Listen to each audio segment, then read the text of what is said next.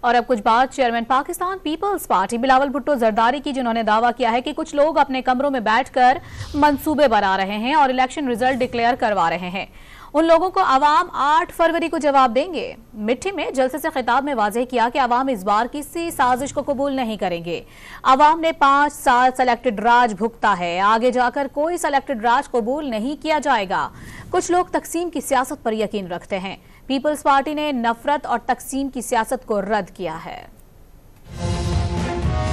Pakistan Peoples party اپنے بلبوتوں پہ یہ الیکشن لڑ رہے ہیں۔ میں نہ دائیں بائیں دیکھتا ہوں، میں پاکستان کی عوام کی طرف دیکھتا ہوں۔ اپنا بھی قسمت، اپنا بھی مستقبل میں آپ پہ چھوڑ رہا ہوں۔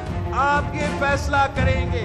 آپ اگر پاکستان پیپلز پارٹی کو چنیں گے تو ہم آپ کی خدمت کرنے کے لیے تیار ہیں۔ یہ جو اپنے کمرے میں بیٹھ کے منصوبے بنا رہے ہیں، جو اپنے کمرے میں بیٹھ کے ابھی سے اپنا الیکشن ریزلٹس ڈکلیئر کروا رہے ہیں، ان کے لیے پاکستان کے عوام 8 فروری کو جواب دیں گے۔ پاکستان کے عوام نے 5 سال سلیکٹڈ راج اب بھگتا ہے۔ اب آگے جا کے ہمیں کوئی سلیکٹڈ راج قبول نہیں ہے۔ انشاءاللہ تعالی فروری 8 کو پاکستان مہنگائی لیگ کو ہم ہروائیں گے، تیر کو جتوائیں گے۔